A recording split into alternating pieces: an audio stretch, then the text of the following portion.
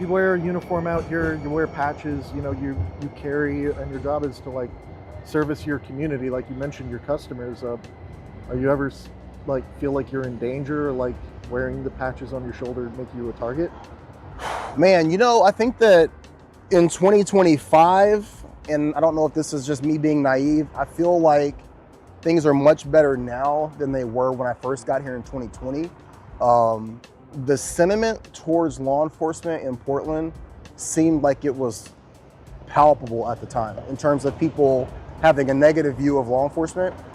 And by proxy, private security caught a lot of that, right?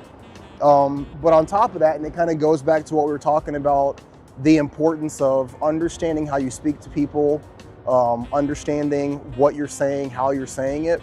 In 2020, 2021, 2022, there were two high profile cases. One where one of our security brethren actually lost his life.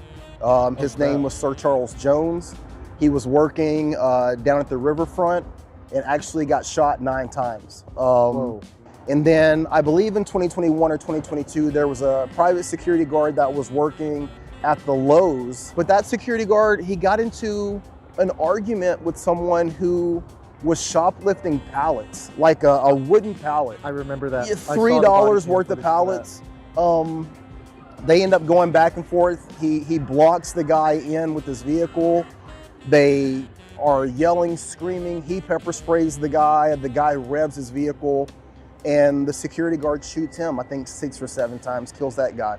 In both of those situations, very apparent how important the personal ability to de-escalate situations is. And so like when you ask, am I afraid? I'm not afraid of being in a situation where something can happen to me. I'm more afraid, I think I've always been more afraid of responding inappropriately. And to that fact, like I've made it a point to get into self-defense. I'm a bigger guy. I'm 6'2", 260 pounds. I'm not really ever in situations where I feel that someone's testing me. But I don't want to ever be the kind of person that overly relies on the firearm. Number one, I don't want to have to always think about that as being the first option. Number two, in an area like Portland, I don't know how that's going to be looked at, even if it's a situation where I'm justified. And so I've spent the last 6 or 7 months really focusing on personal self-defense. I've signed up with a jiu-jitsu school, Team Quest, out in Gresham. I've been going out there anywhere from 2 to 4 days a week and just really trying to get myself acclimated to being in a, I don't want to say a hand-to-hand situation, but just getting more comfortable with physically being able to control a situation. I really think that it's important for private security guards to feel comfortable protecting themselves in any way, shape, or form without having to rely on less than lethal means or definitely lethal means. You know what I mean? Right. Just based on those 2 situations and things that I've dealt with over the past 5 years. I don't think that a lot of security guards think about the litigious aspect of what we do. We have a very narrow scope of authority. Some would say that we have no authority, right? But when you're working, over here, we've got a Nordstrom's, we've got a Starbucks back here. When you're working on these locations or at these locations, you have the physical right, just like any other person, to protect yourself or to protect the third party.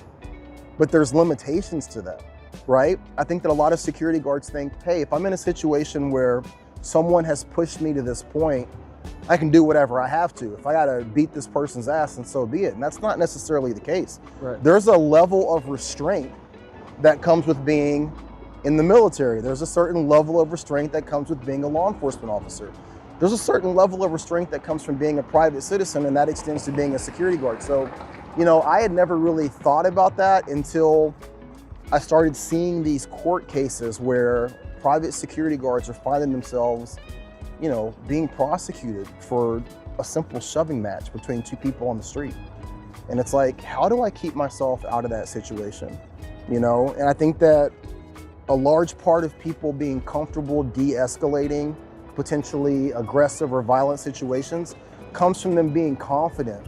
And right now with DPSST, with our governing board, there's nothing that they do in terms of training private security guards on how to feel comfortable, confident, and protecting themselves. And so that bleeds over to their inability to de-escalate situations because there's no training for it, right?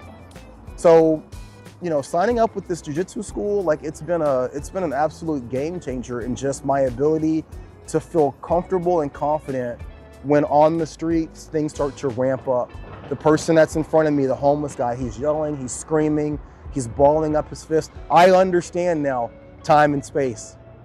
I understand blading, distance, right? All the little things that are like preparatory to keeping you in a much safer position. It's not about being tougher than that person or being able to handle that person, but just understanding like spatial awareness and distance and how to fall if I had to fall, how to grapple someone, maintain control of someone, pressure.